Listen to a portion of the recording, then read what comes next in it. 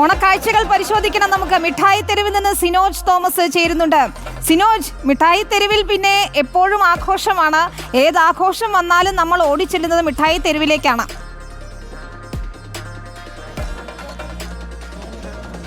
വിനീത, അതാ ഏതിന് മിഠായി തരും ഇപ്പോഴും കാണാം. രാത്രിയും ആളുകൾ ഇങ്ങനെ ഒഴുകി വരികയാണ്. ഈ ഉത്രാടപ്പാച്ചിലിൻ്റെ നമ്മൾ പറയുന്നത് 12 മണിയായി കഴിഞ്ഞാൽ ഒരു ദിവസമായി തിരുവോണമായി. എങ്കിൽ കൂടി ആളുകൾ പൂക്കളൊക്കെ വാങ്ങിയല്ലേ? ഡ്രസ്സ് വാങ്ങിയില്ലേ? ഡ്രസ്സ് വാങ്ങിണ്ടതാ, എല്ലാം വാങ്ങിയല്ലേ? സ്ഥലം എവിടെയാ? അന്നശ്ശേരി. ഓക്കെ, ഇതുപോലെ ആളുകൾ പൂക്കളും ഡ്രസ്സുകളൊക്കെ തന്നെ വാങ്ങി പോകണം. നമുക്ക് വ്യാപാരികളോട് ചോദിക്കാം, ഉത്രാട ദിനം അവസാനിക്കാൻ പോവാ, ഹാപ്പിയാണോ? പിന്നെ പരമ ഹാപ്പി അല്ലേ. പിന്നെ കച്ചവടം പൊടി പിടിച്ചു? കച്ചവടം കുഴപ്പമില്ലാത്ത കച്ചവടം തന്നെ നടന്നിരിക്കുന്നത്. സാധാരണ നമ്മൾ പെരുന്നാളിനൊക്കെ വന്ന ഈ 12 മണി ടൈമിലൊക്കെ ആളുകൾ ഇവിടെ കാണാം. ഓണത്തിന് ഇതുപോലെ ഉണ്ടാകാറുണ്ടോ? ഓണത്തിന് ഉണ്ടാകാറില്ല. ഇത് ആദ്യമായിട്ടാണ് ഓണത്തിന് ഇതുപോലെ ആളുകൾ വരുന്നത് അല്ലേ? ആദ്യമായിട്ട് എപ്പോൾ എത്ര കാണാം, ഒരു 10-11 ആകുമ്പോൾ ഏകദേശം എല്ലാവരും എസ്കേപ്പ് ആവില്ല. എല്ലാവരും 10 മണിക്ക് കടയടച്ച് പോകാറുള്ളതാണ്. ഇന്ന് പ്രാവശ്യം കുറച്ച് ആളെ കാണുന്നതുകൊണ്ട് എല്ലാ കടക്കാരും അടയ്ക്കാതെ അങ്ങനെ കാത്തിരിക്കണം. ഇനി ആളുകൾ വരുന്ന പ്രതീക്ഷ ഇപ്പോഴും വരുന്നുകൊണ്ടിരിക്കല്ലേ. ഓരോ ഷോപ്പിൽ ആളുകളുണ്ടാവും. അപ്പോൾ അവിടെ ഷോപ്പിലൊക്കെ ഫുള്ളാണ് ആളുകളൊക്കെ ഷോപ്പിൽ. ഇനി ഈ ഓണത്തിന് അങ്ങനെ ഒരു പ്രത്യേകത ഉണ്ട്. സാധാരണ ഉത്രാട ദിനത്തിൽ രാത്രി 10-10 കടകളൊക്കെ തന്നെ അടയ്ക്കുന്നതാണ്. പക്ഷേ ഇത്തവണ കടകളൊന്നും തന്നെ അടച്ചിട്ടില്ല. ഗംഭീരമാണല്ലേ? പിന്നെ തീർച്ചയായിട്ടും ഗംഭീരമായിട്ട് ഇവിടെ ഓണം ആഘോഷിച്ചുകൊണ്ടിരിക്കുകയാണ്. പക്ഷേ കയ്യിലൊന്നും കാണുന്നില്ലല്ലോ. കയ്യിൽ ഡ്രസ്സ് എടുക്കാൻ പോകുന്നുള്ളൂ, വാങ്ങാൻ പോകുന്നേ ഉള്ളൂ. വരുന്നേ ഇതാ നമ്മളെ നാട്ടിൽ തന്നെ നടക്കാവുന്ന തൊട്ടടുത്ത അയൽവാസികളുടെ സത്യമായിട്ടും. പൂക്കൾ വാങ്ങുന്നുണ്ടോ? പൂക്കളൊക്കെ വാങ്ങി. ഇനി ഡ്രസ്സ് എടുക്കണം. ആ, ഫ്രണ്ട്സാണ് കൂടുതലുള്ളത്. പിന്നെ നമ്മളെ നിങ്ങളെന്താ മാറിയിരിക്കുന്ന?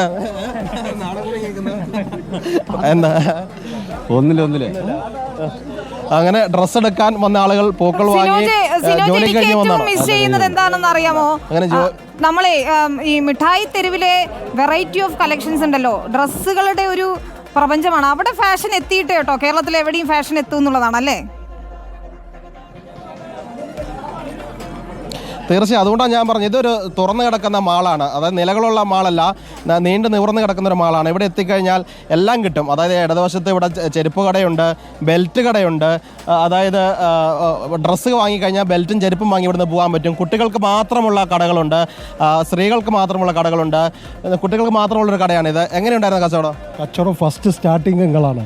അത് ഷിനോജ് ഫസ്റ്റ് ഒരു വോയിസ് ഇട്ട് നമ്മളെ മന്ത്രിയോട് ചോദിച്ച് ഡോക്ടർ അരുൺകുമാർ വന്നിട്ട് ഓണം വേണ സർക്കാർ എന്ന് നമ്മൾ ഇവിടുന്ന് ഒരു മോർണിംഗ് ഷോ ഒക്കെ നടത്തിയിരുന്നു. അന്ന് കുറെ ആശങ്കകൾ നിങ്ങൾ പങ്കുവെച്ചു. ആ ആശങ്കകൾ മാറിയോ? അത് മാറ്റി നിങ്ങള് അത് ചാനലിനോട് നന്ദി തന്നെ പറഞ്ഞു. അരുണിന്റെ പാട്ടും ഒക്കെ മറ്റേ കലാകാരിക്കും മറ്റേ നമ്മളെ റെഡിമെയ്ഡ് പോലെ ഫുഡ് വെയറും അതേമാതിരി ബെൽറ്റാരും ജെൻസാരൊക്കെ വളരെ ഹാപ്പിയാണ്. അന്ന് ഫസ്റ്റ് തുടക്കം റിപ്പോർട്ടർ ചാനലായിരുന്നു. ഓണത്തിന് പരിപാടി വേണമെന്ന് പറഞ്ഞിട്ടുള്ളത്. അത് നല്ല ഉഷാറായി. ആളുകൾ ഒഴുകിയെത്തി. നേരത്തെ ഒരു ചേട്ടൻ പറയായിരുന്നു, സാധാരണ ഓണക്കാലത്ത് ഇതുപോലെ രാത്രി 11-12 മണി വരെ കട ഉണ്ടാകാറില്ല. കട ഉണ്ടാവാറില്ല, കുറവേനും. ഇപ്രാവശ്യം പിന്നെ എല്ലാവരും നിൽക്കുന്നുണ്ട്. ഇപ്രാവശ്യം പരീക്ഷ വന്നുകൊണ്ട് കുറച്ച് ഈ 4 ദിവസം ഉഷാറായിട്ടുള്ളൂ. പിന്നെ അവിടുന്ന് പരീക്ഷ മഴയും പെയ്തിട്ടുണ്ട്. മഴ ഇന്ന് വിട്ടുന്ന തന്നെ ഏറ്റവും വലിയ ഭാഗ്യമാണ്. ഇന്നലെ രാത്രി 12 മണിക്കൊക്കെ നല്ല മഴയായിരുന്നു. അത് ഇന്ന് രാവിലെ മഴ ചാറിയപ്പോൾ നമ്മൾ ലേശം ബേജാറായിരുന്നു. ഇന്നിപ്പോൾ വളരെ ഹാപ്പിയാണ്. ഒരു ബേജാറുമില്ല. ഉത്രാടപ്പാച്ചിലേക്ക് ഓണം ചതിക്കൂല എന്ന് പറഞ്ഞിട്ടില്ലേ? ഓണം ചതിക്കൂല. ഫോട്ടോ എടുത്തേക്കോണം. എവിടെ സാധനം ഒന്നും വാങ്ങിയില്ല, ഓടിക്കളയോ? അങ്ങനെ എവിടെ നിന്ന് വരുന്നത്? ഇവിടെ തന്നെയാണ്. നമ്മൾ അന്നം ഇവിടെ തന്നെയാണ്. ഓക്കെ, എന്തുകൊണ്ട് ഇവിടെ നമ്മൾ രാത്രിക്ക് എന്തിനും അറിയാലും ബെൽറ്റ്, ഡ്രസ്സ് എന്തുകൊണ്ട് പെരുന്നാളാണെങ്കിലും ഓണാണെങ്കിലും വിഷു ആണെങ്കിലും ഒക്കെ നമ്മുടെ SMCT പൊളിയാണ്. ഒരു ആഘോഷിക്കാൻ കാഴ്ച കാണാൻ ഇറങ്ങാൻ പറ്റിയ സ്ഥലമാണ്. അതന്നെ. കുറെ ആളുകൾ കാഴ്ച കാണാൻ വേണ്ടി ഓണം ആഘോഷിക്കാൻ വേണ്ടി വരുന്നവരുണ്ട്. കുഞ്ഞിനൊക്കെ ഓണമാണല്ലോ, അവനൊക്കെ ഓണക്കോടി വാങ്ങിച്ചോ? എന്തായി വീട്ടിലെ ഓണാഘോഷം? വീട്ടിലെ ഓണാഘോഷം എന്ന് പറഞ്ഞു കഴിഞ്ഞാൽ ഇനിയിപ്പോൾ 2 മണിക്കൂർ കഴിഞ്ഞാൽ പിന്നെ തിരുവോണമായി. നാളെ രാവിലെ ഡ്യൂട്ടിക്ക് വരേണ്ടതാണ്. വീട്ടുകാരുടെ ഓണാഘോഷം ആ വഴിക്ക് നടക്കുന്നു. നമ്മുടെ ഓണാഘോഷം ഓണേറിൽ നടക്കുന്നു. വൈകിട്ട് 7 മണിക്ക് വന്നപ്പോഴും പരിചയക്കാരെ കുറേ ആളുകളൊക്കെ തന്നെ ഇവിടെ നിന്ന് കണ്ടിരുന്നു. എല്ലാവരും ഈ ജോലി തിരക്കിനിടയിലും സാധനങ്ങൾ വാങ്ങി വീടുകളിലേക്കൊക്കെ തന്നെ പോവുകയാണ്. ഇവരുടെ തന്നെ ആഘോഷം കാണുമ്പോൾ നമുക്കൊരു സന്തോഷമാണ്. നോക്കൂ, ഇവരുടെ കൈകളിലേക്കൊക്കെ നോക്കൂ, ഓരോ സാധനങ്ങൾ വാങ്ങി പോവാണ്. ചെരുപ്പാണോ, ഷൂ ആണോ, എന്താ വാങ്ങിയത്? എല്ലാ സാധനവും ഉണ്ട്. ചെരുപ്പുണ്ട്, ഷൂ ഉണ്ട്, ഡ്രസ് ഉണ്ട്. ചെരുപ്പും ഷൂ വാങ്ങി? എല്ലാം വാങ്ങി. ഒന്നിനൊരു കുറവില്ല. പൂക്കൾ വാങ്ങിയോ? പൂവെല്ലാം ഇപ്പം പോയി വാങ്ങും.